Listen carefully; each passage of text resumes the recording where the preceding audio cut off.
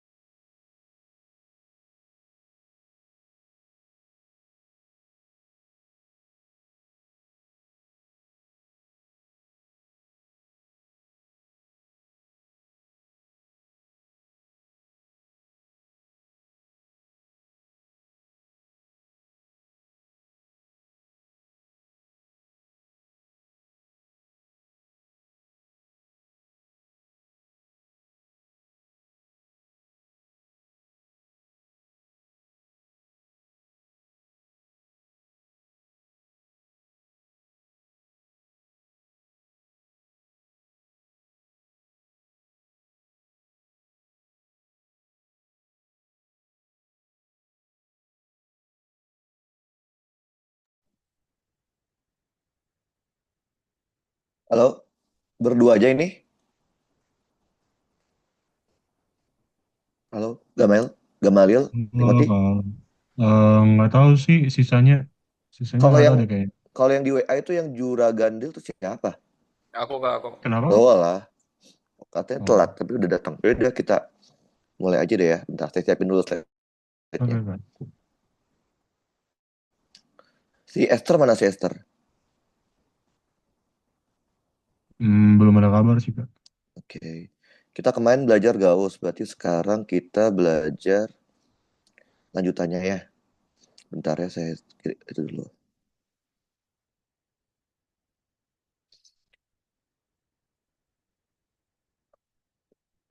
Berarti potensial.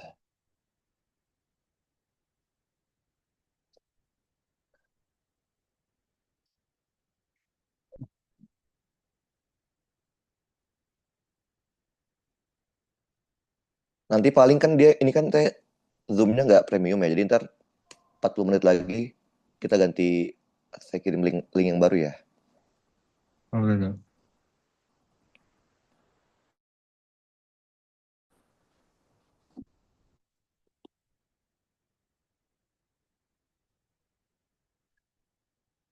Oke, loadingnya lama ya.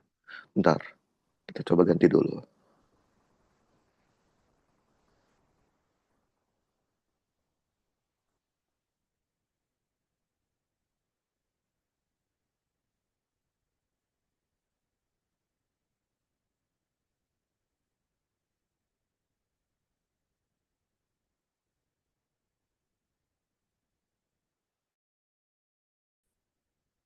Oke, udah muncul kan?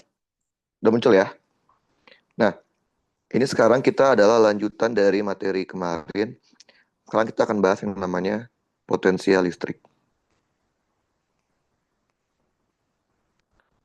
Potensial listrik itu simbolnya V, satuannya adalah volt. Oke. Nah, saya pernah bilang ke kalian kemarin, kalau kalian udah ngerti Gauss yang kemarin, potensial listrik harusnya jauh sangat mudah. Alasannya satu, potensial itu skalar. Kemarin kita belajar tuh vektor semua, dari mulai gaya sama medan. Nah, kita mulai dengan yang namanya rumus dasarnya dulu. Rumus dasar artinya kalian boleh pakai rumus ini di kondisi apapun. Kayak rumus dasar gini, potensial di titik A dikurangin potensial di B kan sama kayak negatif integral dari B sampai A E dot dr. Oke, ini rumus dasar untuk kalian mencari nilai potensial listrik. Nah, seperti biasa, kalau kalian ketemu rumus dasar, kalian harus pastikan kalian paham arti simbol-simbolnya. Itu sebagai basicnya. Oke, VA. VA itu adalah potensial listrik di titik A. Ini sama aja potensial yang dicari. Oke, sedangkan VB itu adalah potensial di titik B, yaitu adalah potensial yang diketahui nilainya, yang diketahui. Nama lainnya adalah acuan potensial. Jadi, secara rumus, kalau kita mau cari potensial di suatu titik, kita harus tahu potensial tertentu sebagai acuan. Kalau nggak ada gimana? Kalau tidak ada acuan potensial, kalian gunakan yang namanya acuan umum. Yaitu apa? Potensial pada jarak tak hingga nilainya 0. Acuan umum artinya boleh kalian pakai kapanpun, kondisi apapun, di soal sebagai pembanding. Gitu ya. Oke, kita coba. Kita coba mulai dari muatan titik dulu. Oke, kalian udah paham kan ya? Bagaimana cara membedakan muatan titik sama muatan kontinu? Caranya, gue lihat dari dimensi atau ukuran dari muatannya. Selama soal tidak memberitahu ukuran dimensinya, berarti dikategorikan sebagai muatan titik. Waktu kita belajar muatan titik, kita tahu apa? Medan listrik di muatan titik itu rumusnya ini kan. K Q per R kuadrat R topi. Gitu ya. Nah, kalau misalkan kalian disuruh mencari potensial titik R, tapi kalian nggak dikasih tahu acuannya di mana, maka mau nggak mau kalian gunakan acuan umum, yaitu di Tahingga. Sama dengan apa? Tadi rumusnya min integral Tahingga sampai R E dot dr. Oke? Karena kalian tahu V Tahingga itu 0, tinggal VR aja. Min integral, dulu.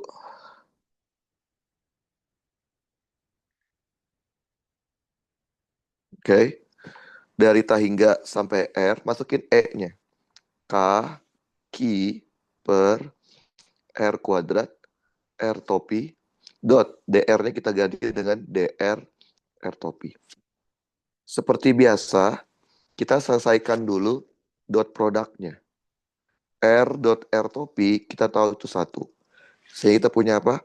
VR sama dengan min integral dari Tahingga sampai R K I per R kuadrat dr.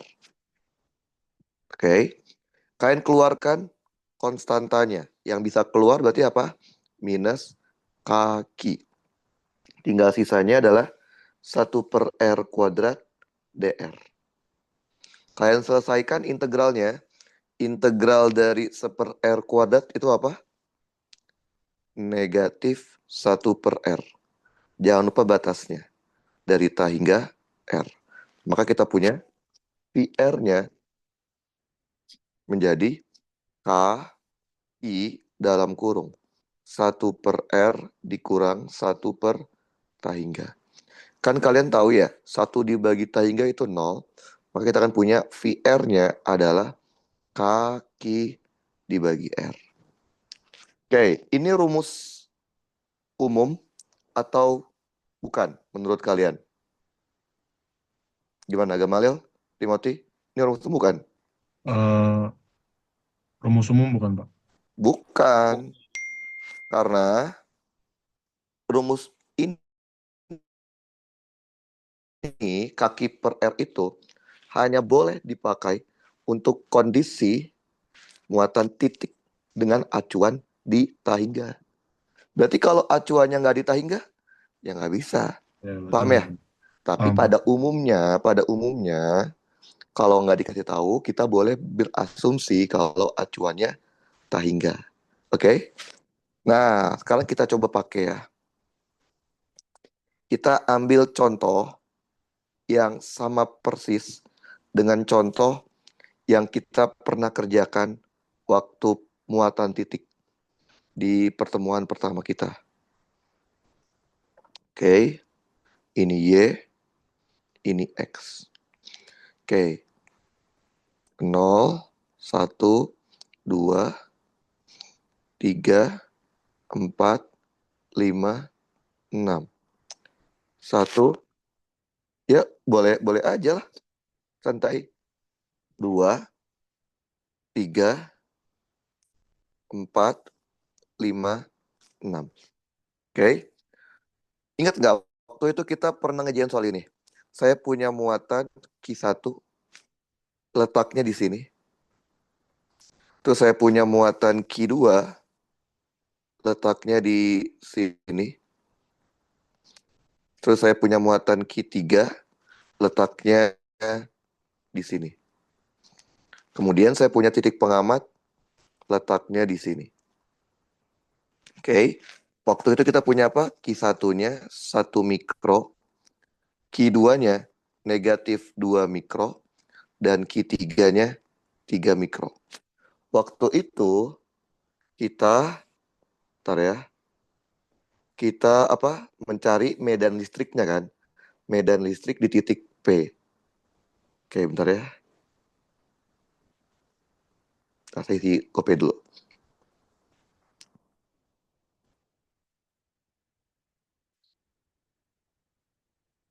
Nah, sekarang pertanyaan saya adalah potensial listrik di titik P.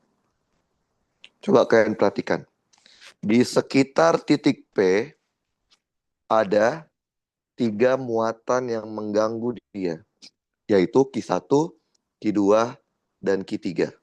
Maka secara matematik, pasti VP itu adalah VP akibat 1 ditambah VP akibat 2 ditambah VP akibat 3. Gitu kan ya? Karena tidak ada acuan, berarti kita mengasumsikan dibandingkan dengan acuan di Tahingga. Lihat, ini tidak ada vektornya kan? Berarti ini penjumlahan skalar aja. Jadi kita tahu untuk muatan titik dengan acuan di Tahingga, rumus V-nya adalah kaki dibagi R. Berarti ini adalah K, Q1 dibagi R P1 ditambah K, Q2 dibagi RP2 ditambah K, Q3 dibagi RP3. Karena ini skalar, langsung jumlahin aja. K-nya boleh keluar ya. 9 ke 10 pangkat 9. Q1 tadi berapa? 1 mikro. 1 dikali 10 pangkat min 6 dibagi RP1. Jarak dari P ke 1. Oke, kita tahu ini 1. Ini jaraknya 4, berarti akar 17. Pakai Pitagoras ya. Nah, Q2 itu minus 2 kali 10 pangkat min 6. Pertanyaan saya, tanda min, tanda plusnya masukin atau enggak? Masukin agak mail. Timothy, Masukin Iya, ya. Kak. oke. Kalian inget nggak? Waktu kita belajar saya ngajarin ada 2 cara buat mencari ya nggak sih? Yaitu Iya. cara vektor sama cara SMA atau trigonometri. Waktu kita pakai cara vektor, kita wajib masukin tanda min plusnya. Kalau pakai cara trigonometri, kita nggak wajib masukin karena kita mencari arahnya. Nah, masalahnya, Pi itu bukan vektor. Sehingga kalau dia bukan vektor, tanda min, tanda plusnya wajib. Nggak ada pilihan nggak. Oke? Jadi kita punya harus min 2. Kayak 10 pangkat min 6 dibagi jaraknya. Jarak P kedua itu adalah berapa ini? 2 ya? 2. Jadi ingat ya, kalau skalar justru tanda min, tanda plusnya wajib kalian masukin. Nggak ada istilah cara trigono atau cara apa, pokoknya wajib masukin. Justru kalau dia vektor, kalian bisa milih. Kalau kalian pakai metode vektor, wajib masukin. Kalau kalian pakai metode SMA yang pakai trigonometri, kalian boleh tidak masukin. Ini berapa sih ini? Ini 2, ini 4, berarti akar 20. Udah, langsung kalian jumlahin aja. Jadinya bla bla bla bla volt. Gampang kan? Kalau kemarin kan kita ngerjainnya vektor. Vektor itu baru boleh dijumlahkan kalau kalian sudah mendapatkan vektornya ya. Kalau udah jadi IJK. Tapi kalau ini karena dia skalar, kalian boleh langsung jumlahin ketika dapat angka. Paham ya? Gampang kan? Lanjut. Sekarang bagaimana kalau kita ketemu kasus muatannya adalah muatan kontinu. Apa itu muatan kontinu? Muatan yang ukuran dimensinya diketahui di soal. Gitu ya. Jadi ukurannya tidak diabaikan tapi diketahui. Kalian ingat nggak? Waktu kita ngerjain medan listrik di muatan kontinu. Ada berapa cara buat menghitung medan listrik di muatan kontinu? Berapa cara Gamal? Timothy? Ingat nggak? Timothy? Gamal? Eh, Berapa enggak. cara? Ada berapa cara untuk menghitung medan listrik di muatan kontinu? Berapa cara? Oh, Ada? partisi sama Gauss. Nah, ada 2 cara kan? Di sini juga sama.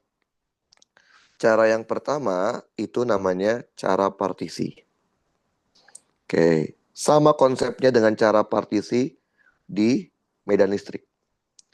Kan kita tadi tahu ya, potensial listrik kalau di muatan titik itu adalah K, Q dibagi R.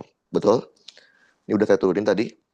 Nah, cara partisi kita mengubah V-nya menjadi dV. Jadi kita dV adalah K dQ dibagi R. Oke, ini adalah rumus untuk mencari cara partisi. Aturan main partisi sama ya, kayak waktu kita belajar cara partisi di medan listrik. Oke, dQ itu apa, R itu apa, sama. Saya akan kasih contoh lagi soal yang kita pernah kerjain waktu di muatan titik. Kita coba ya, bentar. Saya liatin dulu catatan kita. Jadi saya sengaja mengasih soal yang kita sudah pernah kerjain. Tujuannya adalah supaya kalian bisa mereview. Kalau ngerjain E itu seperti apa, kalau ngerjain V itu seperti apa. Coba saya cek dulu ya. Kita pernah ngerjain soal yang seperti ini. Nah, ini yang waktu itu saya pernah kasih jadi soal PR. Oke. Yang kayak gini. Oke, ini ada suatu kawat. Contoh ya. Contoh. Kawatnya memiliki panjang L. Saya ganti deh ya. Muatan totalnya minus 2 Ki sekarang. Jadi di dalam kawat tersebut ada muatan minus dengan totalnya minus 2 Ki. Pengamatnya, kalau kita kemarin ngerjain di sini ya. Pengamatnya diletakkan di titik sini. Titik P. Ininya adalah A, ininya adalah B. Gitu kan ya? Waktu itu PR-nya adalah saya minta kalian menghitung EP. Sekarang pertanyaannya adalah bagaimana potensial listriknya di titik P. Oke. Jadi gini, cara gampang gini. Kalau kalian nyari cari potensial listrik di muatan kontinu, kalian ingat kembali waktu itu mengerjakan E-nya menggunakan metode partisi atau Gauss. Oke? Kalau waktu itu ngerjain E-nya pakai partisi, berarti ngerjain V juga pakai partisi. Gitu ya konsepnya ya. Oke, kita coba kerjain. Berarti kita partisi ya. dV sama dengan K dQ dibagi R. Langkah pertama partisi adalah kita harus menentukan di mana titik nolnya. Pada dasarnya kalian boleh pilih nol di mana aja. Pada dasarnya ya. Cuman kalau bisa sih semudah mungkin. Berdasarkan pengalaman saya, nol yang paling mudah adalah di sini. Oke? Ini berdasarkan pengalaman. Setelah itu apa? Kalian ambil partisi. Partisi itu di mana? Di bendanya. Terserah di mana aja, asal di bendanya. Tapi saran saya jangan di ujung-ujung benda sama jangan di tengah-tengah benda. Misalkan saya ambil di sini. Nah, ini partisi saya nih. Oke? Partisi saya punya muatan sebesar dq. Oke, kalian tahu nggak jarak dari partisi ke titik nolnya berapa? Tahu nggak? Nggak tahu kan? Karena nggak tahu, kita misalkan aja jaraknya X deh. Kalau kita misalkan jaraknya X, maka panjang partisi disebutnya dx. Gitu ya. Karena satu dimensi, maka dq itu adalah lambda dikalikan dl. Coba lihat deh. Di soal ini, ada nggak fungsi lambdanya berapa? Nggak ada kan? Kalau tidak ada, berarti lambdanya konstan, yaitu apa? Muatan total dibagi panjang total. Tanda min plusnya masukin nggak? Kalau ngitung V tadi saya bilang, wajib ya. Karena V itu skalar, tanda min plusnya wajib masukin. Jadi ini min 2Q dibagi L, dl-nya menjadi dx. Setelah itu apa? Kalian cari R. R itu apa kemarin? Jarak dari partisi ke titik P. Tarik garis. Berarti ini adalah R. Kita bisa tahu R-nya menggunakan Pitagoras. Akar dari X kuadrat ditambah B kuadrat. Oke, kalau sudah, Kita masukkan ke rumus yang kita punya. dV-nya menjadi K. dQ-nya masukin min 2Q per L dx, oke, dibagi R-nya. Akar X kuadrat ditambah B kuadrat. Coba kita rapihin dikit ya, biar terlihat lebih bagus. Min 2Q dibagi L dx dibagi X kuadrat ditambah B kuadrat pangkat setengah. Gini kan ya? Ingat nggak dulu, waktu kalian belajar cara partisi di medan listrik. Waktu itu kan saya ajarkan lebih mudah pakai cara SMA kan, trigonometri kan. Yaitu apa? Kalian cari dulu DE-nya, terus cari arahnya, kalian gabungin, baru kalian integralkan. Jadi jangan diintegralkan waktu itu kalau belum jadi.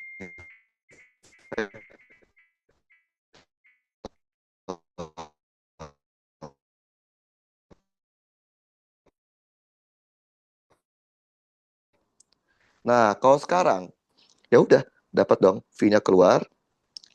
Yang konstan boleh keluar, min 2Q dibagi L, itu konstanta, integral dx dibagi X kuadrat ditambah B kuadrat pangkat setengah.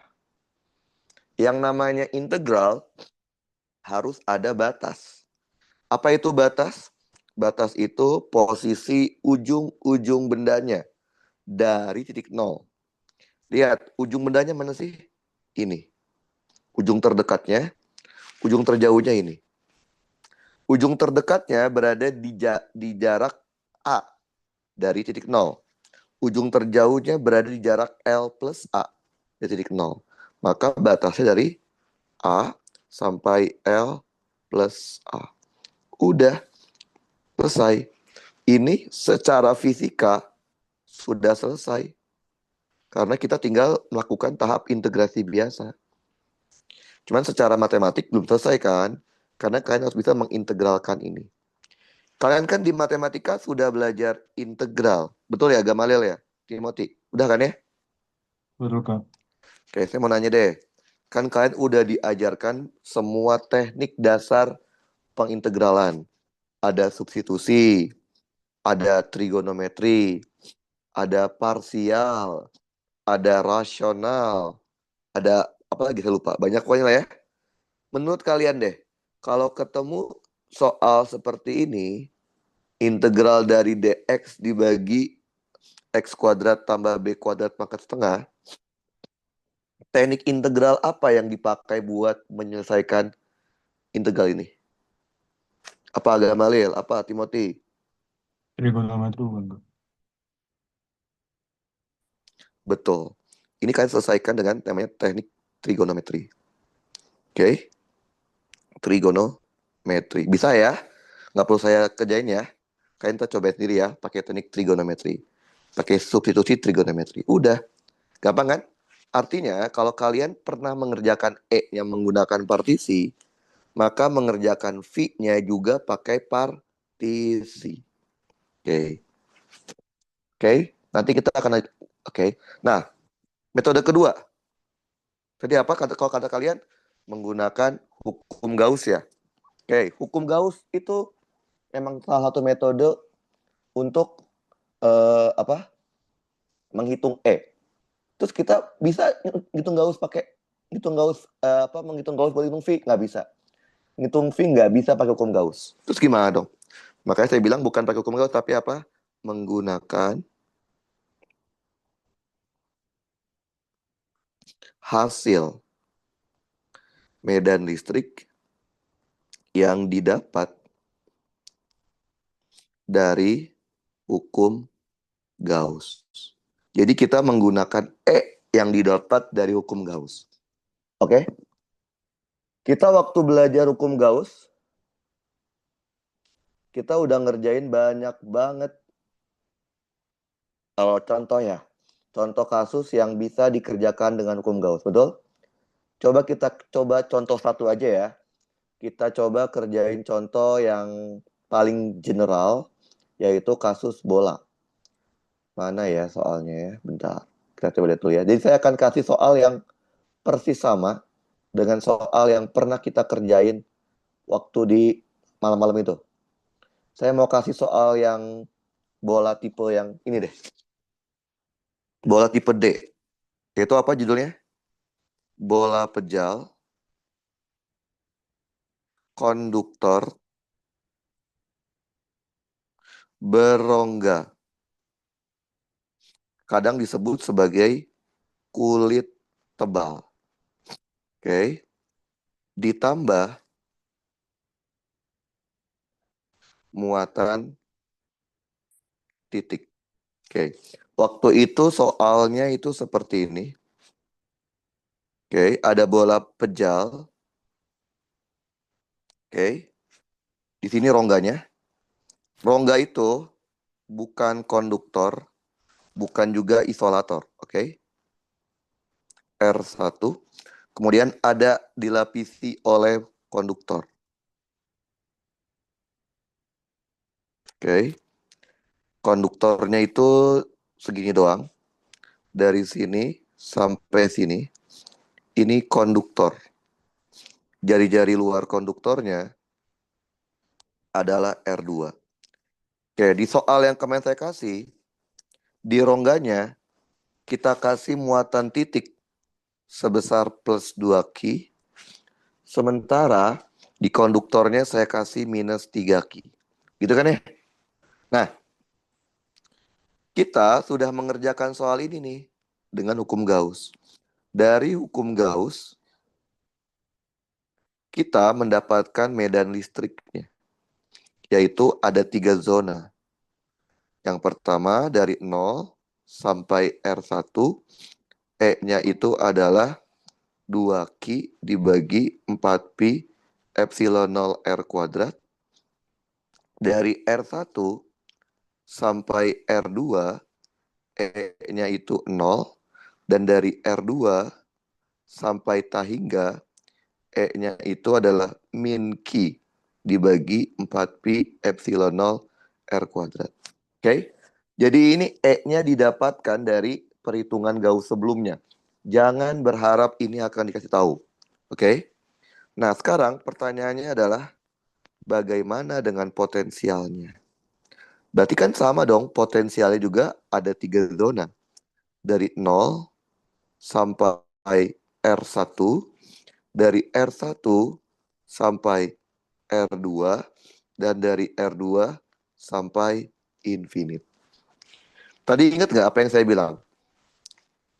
Kalau kita mau ngitung potensial listrik, kalian itu harus punya yang namanya potensial yang diketahui. Lihat deh, di soal ini ada nggak potensial yang diketahuinya itu di mana dan berapa nilainya? Ada nggak, Timothy Gamalil? Ada? Di soal ini ada nggak? Eh, Ada nggak misalkan gini? Potensial pada jarak 100 meter dari pusat 100 volt. Ada nggak gitu? Kata-kata gitu? Gak ada. Nggak ada. Kalau nggak ada gimana? Kalau nggak ada, kalian gunakan yang namanya acuan umum. Yaitu apa? Potensial pada jarak infinite, nilainya harus 0. Ingat ya, ngitung potensial harus ada potensial pembandingnya.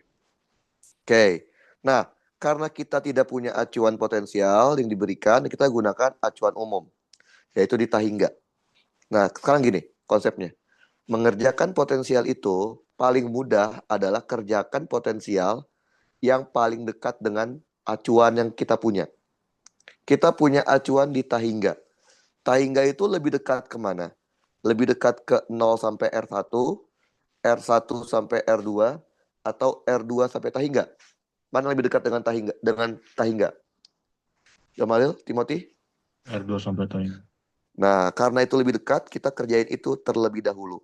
Dari R2 sampai Tahingga. Ya tahu ya alasannya ya. Nah, terus pakai rumus apa nih? Pakai rumus dasar. Mana ya? Tatar. Rumus dasarnya gini. VA min VB sama dengan min integral A sampai B E dot DR. Oke? Ingat ya, rumus dasar itu boleh kalian pakai kapanpun. Tadi VI itu apa? Potensial yang dicari. Yang dicari itu potensial pada jarak R. Karena kita tidak punya acuan, kita bandingkan dengan infinite. Maka jadinya adalah min integral dari infinite sampai R. E-nya yang dipakai berarti E yang luar dr. Paham kan? Paham kan kalian? Paham nggak? Paham ya? Karena kita tahu V hingga itu 0, jadi ini VR aja. Min integral dari hingga sampai R, kita masukkan E dari luar. Yaitu apa? Min Q dibagi 4 pi epsilon 0 R kuadrat dr. Kalian keluarkan yang bisa keluar dari integral. Jadinya Q dibagi 4 pi epsilon 0. Integral dari 1/R kuadrat itu adalah negatif 1/R. Jangan lupa batasnya. Berarti kita punya apa? VR sama dengan negatif Q dibagi 4 pi epsilon 0. Batas atas dikurangin batas bawah. Karena kalian tahu seperti hingga itu 0, maka kita dapatnya adalah VR-nya menjadi minus Q dibagi 4 pi epsilon 0 R. Paham gak Malil? Paham Timothy? Paham Paham nggak? gak?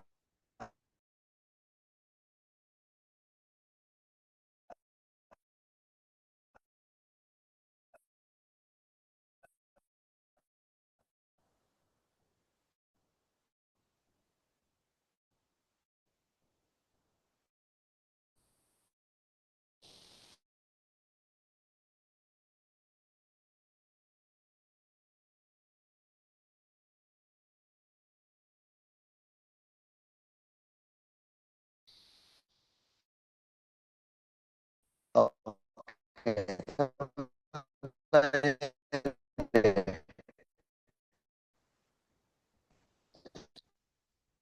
Permisi kak, suara kakak agak ngelek kak.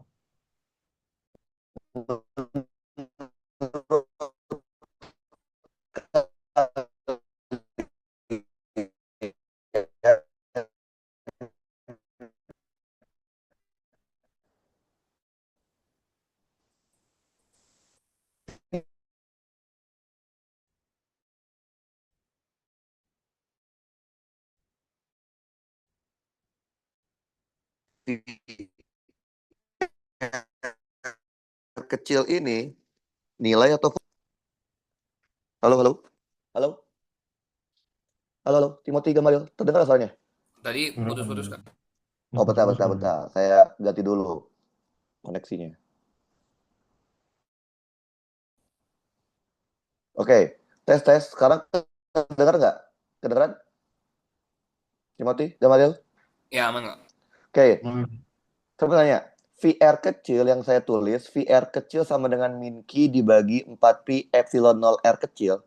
Menurut kalian itu nilai atau fungsi? Apa? Fungsi bukan? Fungsi. Fungsi.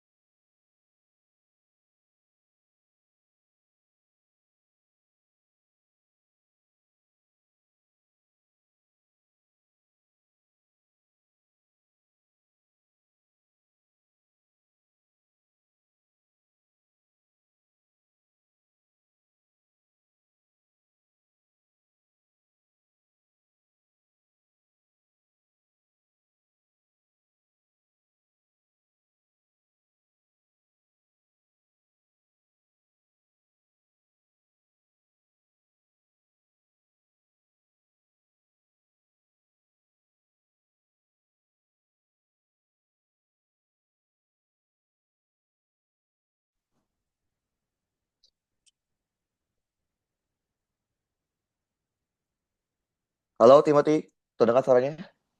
Aman nggak? Oke, tinggal tunggu si Gamalil.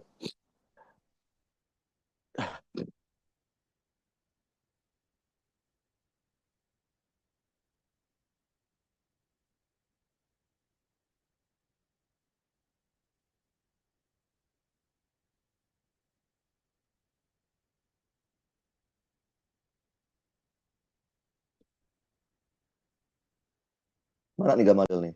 Oh ini ada. Oke. Halo Gamalil. Terdengar suaranya Gamalil? Dengar, Kak. Oke. Tadi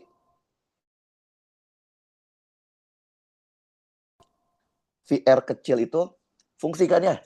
Betul nggak? Iya, fungsi. Fungsi kan? Kenapa fungsi tahu Gamalil? Karena R kecilnya kita masih nggak tahu. R kecilnya itu bisa bernilai R2 sampai tahingga. Kan ada banyak dong nilai dari R2 sampai tahingga kan? Maka ini namanya adalah fungsi. Oke. Kalau saya bikin gini boleh dong. Kalau R kecilnya dijadiin R2, maka yang kita dapat jadinya VR2 sama dengan negatif Q dibagi 4pi epsilon 0 R2. Nah, karena ini udah spesifik R2, ini yang disebut sebagai nilai. Nilai itu tidak lain adalah acuan baru. Berarti sekarang kalian punya dua acuan kan? Yaitu acuan di infinite sebagai acuan umum bernilai 0 dan acuan di R2 bernilai min Q dibagi 4pi epsilon 0 R2. Sekarang kita masuk ke zona yang tengah. Dari R1 sampai R2. Tadi rumusnya apa? Yang dicari VR dikurangin dengan acuan. Tadi saya bilang apa? Kalau bisa, gunakan acuan tuh yang terdekat dengan daerah yang kita kerjain. Karena kita mau mengerjakan daerah tengah, di tengah itu lebih dekat dengan acuan infinite, apa lebih dekat dengan acuan di R2, Gamalil, Timothy? Zona tengah itu lebih dekat dengan infinite, apa lebih dekat dengan Oh, R2? R2 kalau gitu. Makanya R2. kita gunakan acuan yang terdekat, yaitu R2. Paham ya? Min integral, batas bawah jadi R2, batas atas jadi R, berarti E yang dipakai adalah E yang tengah, DR. Karena kita tahu VR kan nggak tahu, VR2 kita tahu, min Q dibagi 4pi epsilon 0 R2. Lihat, berapa E yang tengah? E tengah itu 0, integral 0, 0. Maka kita punya apa? VR kecil sama dengan min Q dibagi 4pi epsilon 0 R2. Paham gak Malil, Timothy? Paham nggak? Ini fungsi atau nilai, Timothy, Gamalil? Nilai, karena Hmm. R-nya udah beda. Ini fungsi. Kenapa? Lo ini masih R kecil. Kan sama aja kayak Gamalil punya fx sama dengan 8. Itu fungsi kan, bukan nilai kan? Karena kita nggak tahu x-nya berapa. Paham ya? Karena nilai R kecilnya boleh kalian ganti dari mulai R1 sampai R2. Berarti bisa aja dong setengah, 2 kali R1 bisa aja ya. Kecuali kalau saya jadiin gini nih. Kalau saya ganti R kecilnya jadi R1, maka menjadi V R1. Kita ganti saja R kecil jadi R1 jadi berapa? Min Q dibagi 4pi epsilon 0 R2. Kenapa tetap R2? Kan yang diganti R kecil, sedangkan fungsi VR-nya tidak ada R kecil. Nah, ini baru yang disebut sebagai nilai. Nilai itu adalah acuan baru. Berarti sekarang kalian punya 3 acuan kan? Acuan di Tahingga, acuan di R2, sama acuan di R1.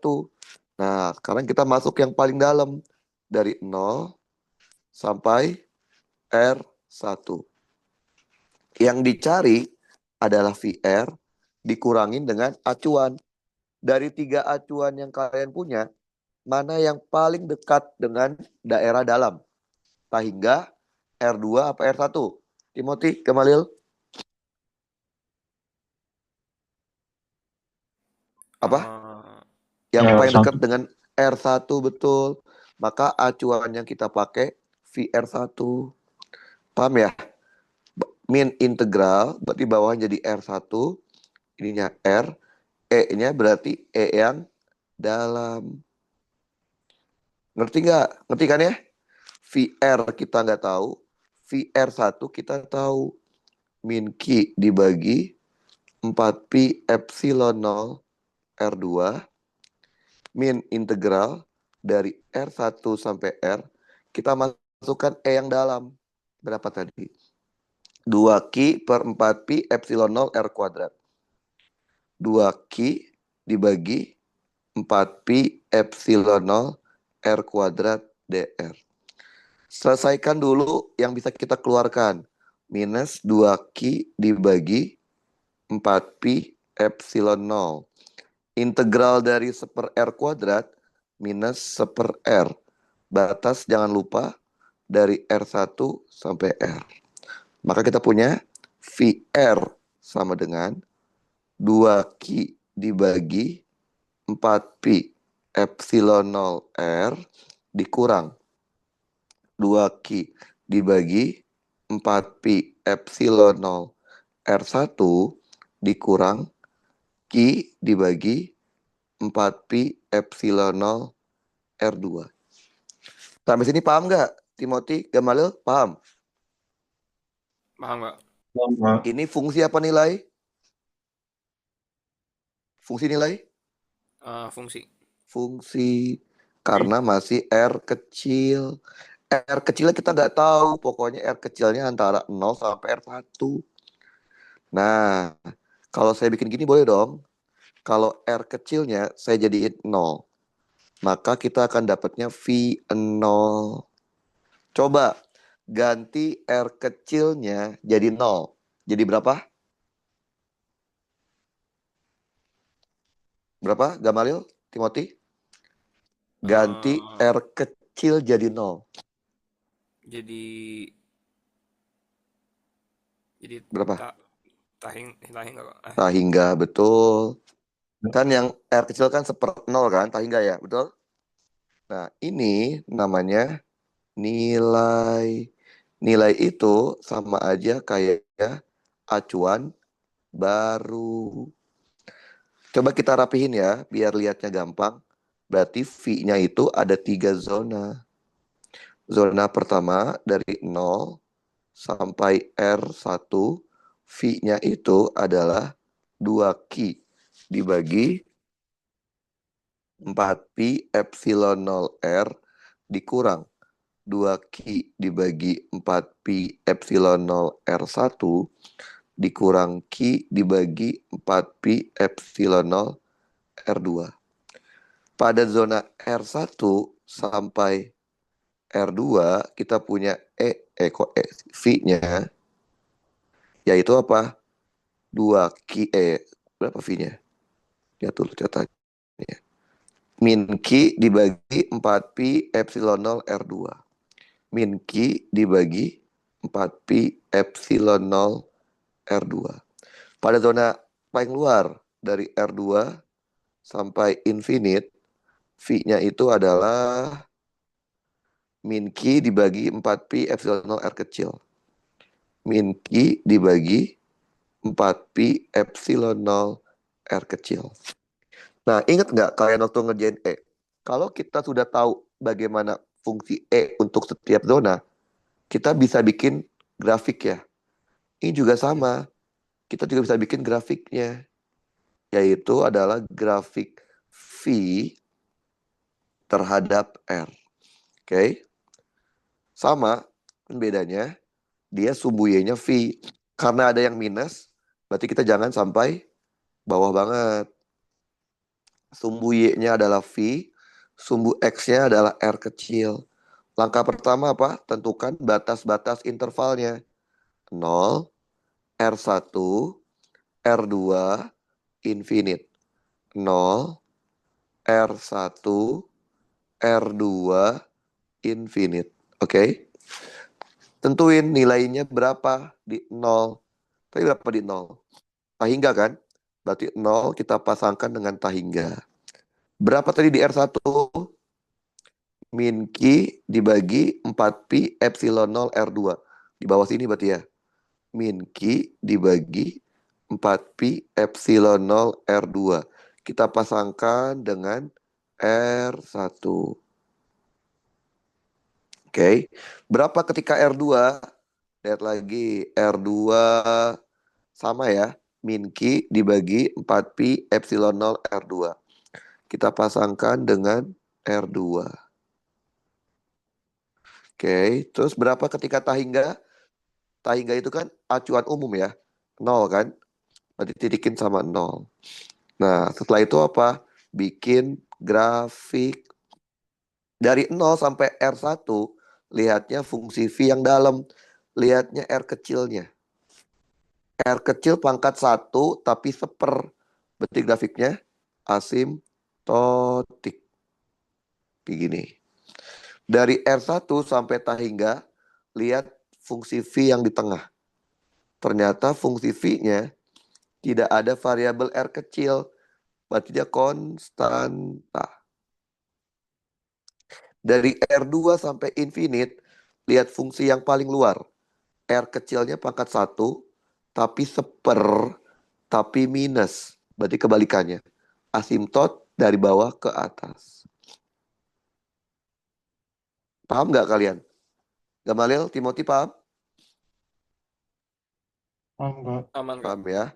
Lihat, grafik V terhadap R pasti continue, pasti nyambung. Kalau grafik E terhadap R kan bisa aja nggak nyambung kan ya. Bisa discontinue kan. Kalau grafik V terhadap R pasti nyambung. Artinya, kalau kalian mendapatkan grafik V terhadap R-nya tidak nyambung, oke, pasti ada yang salah. Bisa salah waktu kalian menghitung V-nya, atau bisa salah waktu kalian mencari E menggunakan hukum Gauss. Paham, Timothy? Gamaliel? Paham ya? Paham, Kak. Oke, Paham, Kak. makanya saya bilang ke kalian, Gauss itu kuncinya tuh di Gauss. Kalau kalian bisa mengerjakan Gauss dengan benar, harusnya potensial juga benar. Oke. Nah, berarti bisa saya simpulkan apa? Untuk mencari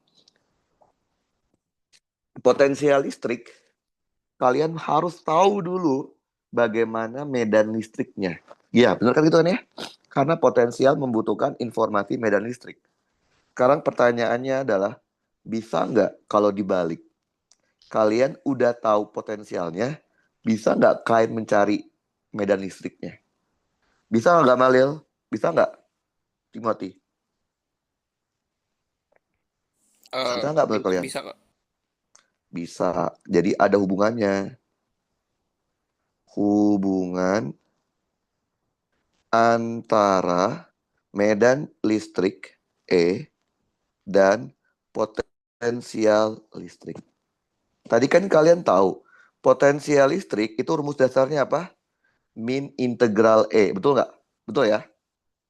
Berarti kalau dibalik, berarti E itu apa dong kalau gitu? Karena dia min integral E, maka E juga pasti minus dong depannya. Supaya setara kan? Lawannya integral apa, Timothy? Gamalil? Turunan. Turunan. Turunan. Masalahnya tahu nggak apa? Masalahnya adalah potensial listrik itu skalar. Sedangkan medan listrik itu vektor. Kalau kita menurunkan langsung potensial listrik, maka yang akan kita dapatkan adalah skalar juga. Berarti apa? Selain diturunkan, juga harus juga dikasih arah. Bener nggak? Jadi selain diturunkan, juga harus dikasih arah. Di matematika ada nggak? Ada. Namanya turunan berarah. Simbolnya segitiga kebalik. Oke? Jadi segitiga itu namanya turunan berarah. Kalau nama matematikanya itu nabla. Jadi nama matematikanya adalah nabla. Oke. Nabla. Nabla itu kalau nama bahasa Indonesia adalah turunan berarah. Sesuai dengan namanya, turunan berarah berarti dia diturunkan sekaligus dikasih arah kan. Berarti nabla itu isinya adalah turunan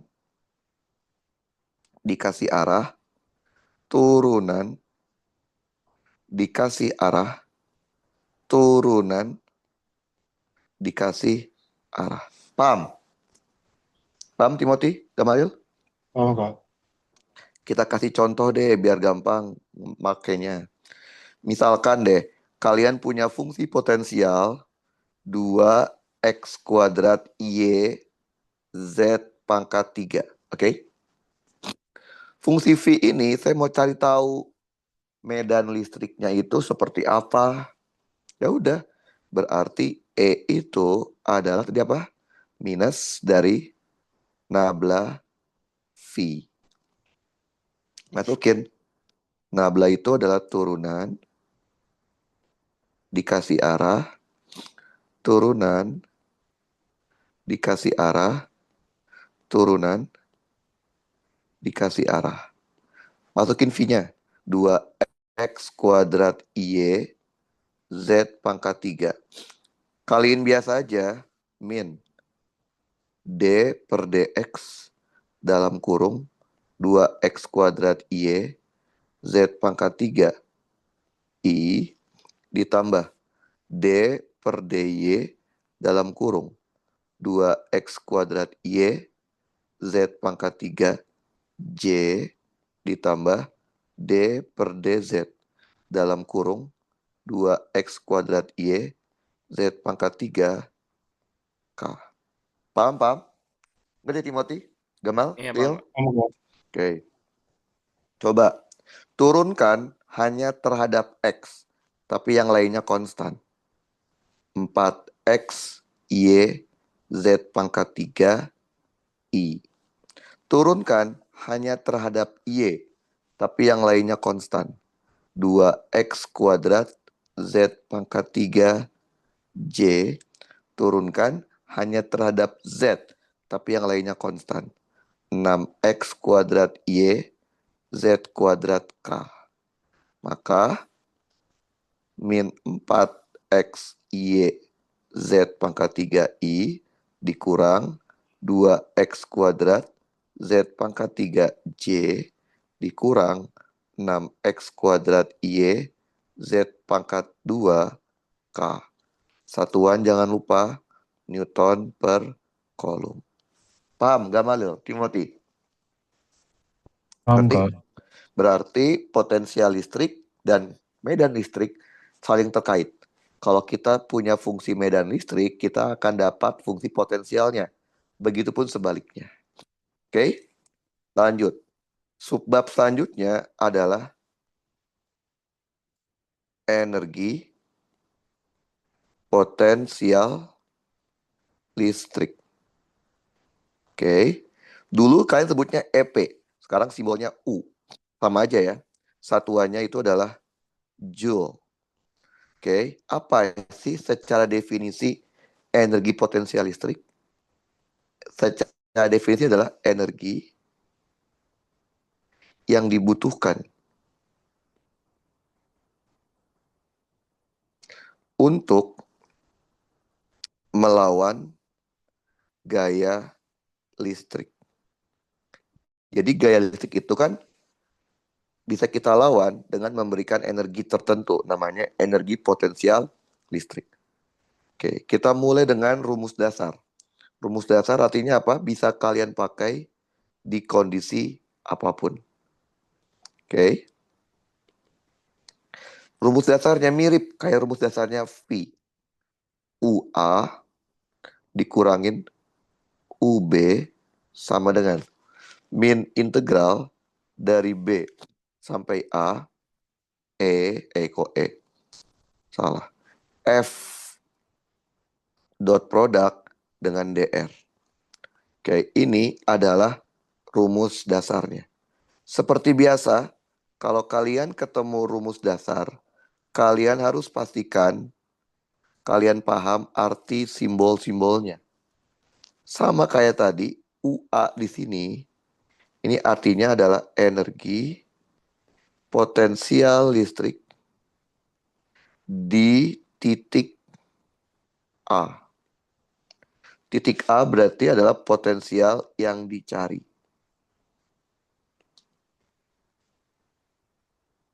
Oke. UB itu adalah energi potensial listrik di titik B. Ini disebutnya energi ya, lupa. Potensial sama energi potensial itu beda soalnya. Ini berarti energi potensial yang dicari. Ini energi potensial yang diketahui. Oke. Nama lainnya adalah acuan. Berarti sama halnya dengan potensial listrik. Kalau kita mau cari energi potensial, kita harus tahu acuannya di mana. Kalau nggak ada acuan gimana? Kita gunakan acuan umum. Yaitu apa? Energi potensial pada jarak infinite sama dengan 0. Oke? Sama ya kayak tadi. Ingat nggak kalian? Waktu kita belajar muatan titik, gaya kolom sama medan listrik itu ada hubungannya. Yaitu apa? Gaya kolom itu adalah Q dikalikan dengan E. Betul ya? Maka kalau saya ganti, kita akan punya apa? UA dikurangin UB sama dengan min integral dari B sampai A Q dikali E dot DR. Q-nya boleh keluar kan? Min Q dikali integral B sampai A E dot DR. Nah, kalian masih ingat nggak tadi? Min integral EDR kan itu kan delta V kan? Maka kita punya apa? Q dikalikan delta V. Dengan kata lain, kita bisa menghubungkan antara energi potensial listrik dengan potensial listrik itu sendiri. Nah, apabila kita menggunakan acuan umum, yaitu apa? Potensial di hingga 0, EP di hingga juga 0, kita akan punya apa? U itu sama dengan Q dikalikan dengan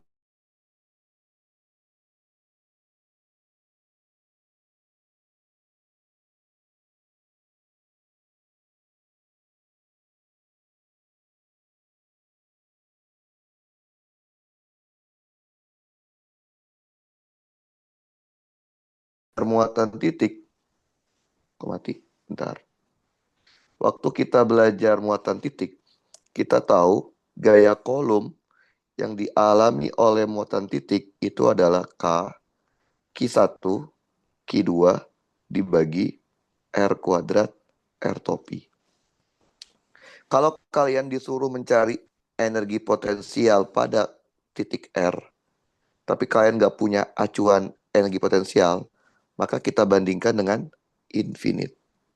Oke, min integral dari hingga sampai R K Q1 Q2 dibagi R kuadrat DR. Karena di hingga 0, maka ini UR aja. Keluarkan yang konstannya. Minus K Q1 Q2. Integral dari 1/R kuadrat minus 1/R. Batasnya adalah infinite sampai R. Kita akan punya UR sama dengan K Q1 Q2. Batas atasnya dikurangin batas bawahnya. Karena kita tahu hingga itu 0, kita akan punya UR sama dengan K Q1 Q2 dibagi R. Sekali lagi, ini bukan mati bentar. Jadi ini tuh bukan rumus dasar. Oke. Ini bentar ya. Ini adalah rumus untuk mencari Bentar, ini mati ya. Rumus untuk mencari medan energi potensial listrik pada muatan titik dengan acuan di infinite. Kita lihat soalnya. Sama. Bentar. Soalnya saya kasih soal yang persis kita pernah kerjain waktu belajar muatan titik. Yang kayak gini.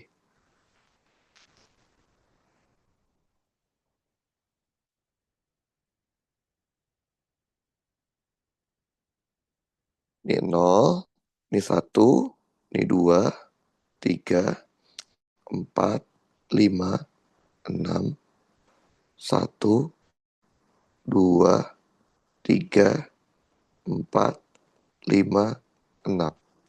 Kita punya muatan Q1 letaknya di 1,2 kayak tadi.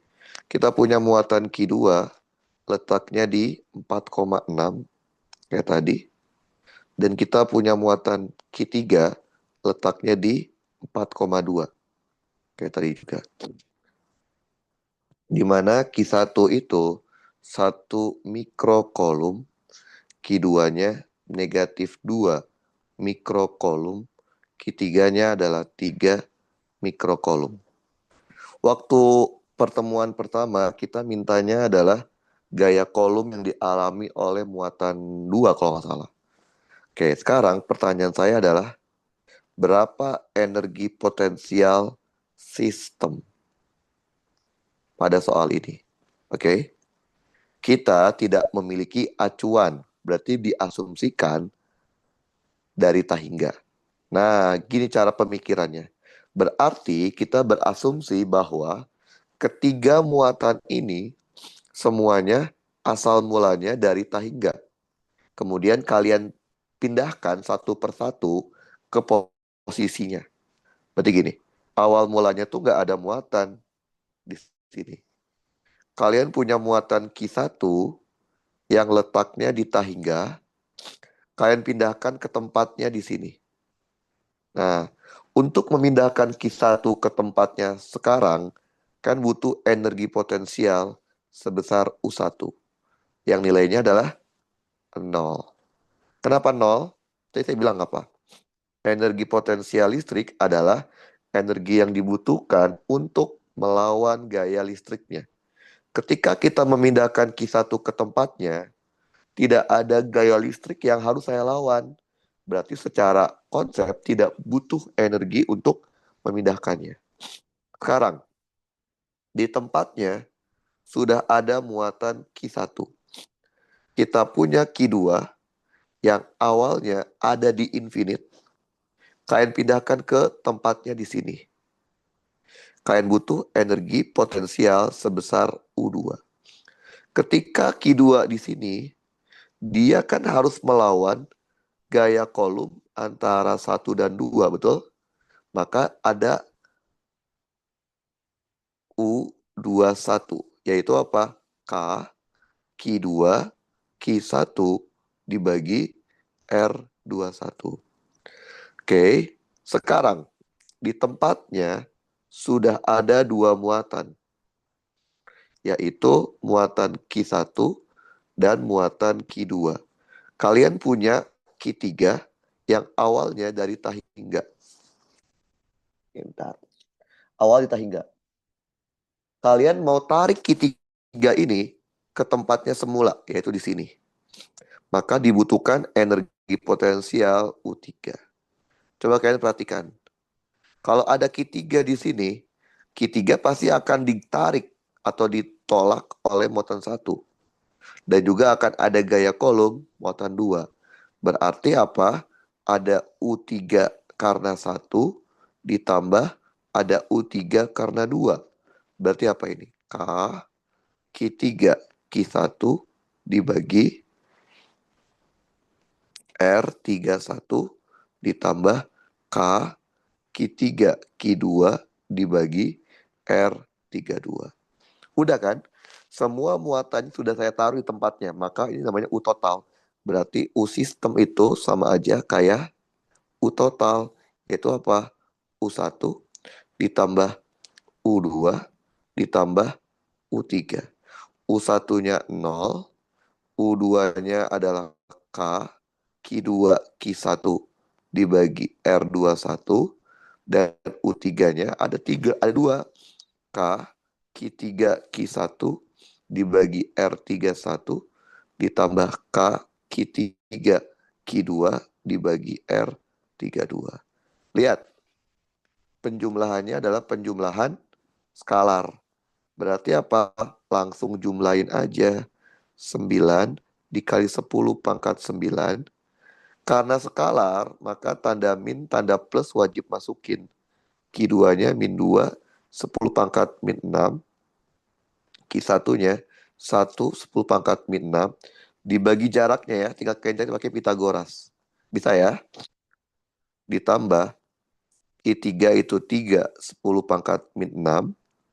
Q1 itu 1, 10 pangkat min 6. Cari jaraknya 31. Pakai Pitagoras. Ditambah 3 kali 10 pangkat min 6. Dikali min 2, 10 pangkat min 6. Dibagi jaraknya menggunakan Pitagoras. Tinggal dihitung aja ya. Kita dapatnya bla bla bla bla bla.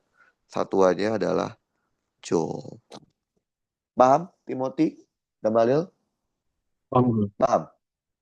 Oke. Berarti kalau kita mau mencari energi potensial listrik, kita butuh gaya listriknya kayak apa. Betul ya? Kalau kita tahu gaya listriknya, kita bisa dapat energi potensial listriknya. Sekarang bisa nggak dibalik? Kalian dikasih taunya energi potensial listriknya. Tapi yang dicari adalah gaya listriknya. Jawabannya bisa. Hubungan antara gaya listrik dan energi potensial listrik. Tadi kan kalian tahu, energi potensial listrik secara rumus dasar adalah min integral dari F dr. Betul ya? Berarti kalau dibalik, F itu adalah min. Lawannya integral adalah turunan. Tapi U itu kan skalar. Sedangkan F itu kan vektor. Kalau U cuma diturunkan biasa, maka jadinya skalar lagi. Maka harus diturunkan dan juga dikasih arah. Namanya nabla. Oke. Saya udah ajarin ya gimana cara menggunakan nablanya udah saya ajarin kan? Nah, seperti ini. Nah, ini jadi kesimpulannya berarti kalau kalian tahu F, kalian tahu delta U, tahu U. Kalian tahu U juga, kalian bisa mengetahui F-nya seperti apa. Oke, selanjutnya yaitu adalah bagaimana hubungan antara work itu apa? Kerja atau usaha dengan energi. Oke, kalian inget nggak waktu kalian belajar energi di fisika dasar 1? Hubungan dasar antara work sama energi, rumus dasarnya itu adalah ini. Work itu sama dengan delta EK. Oke. Jadi ini rumus dasar menghubungkan antara work sama energi. Oke. Artinya boleh dipakai kondisi apapun. Nah, apabila gaya penyebabnya bersifat konservatif.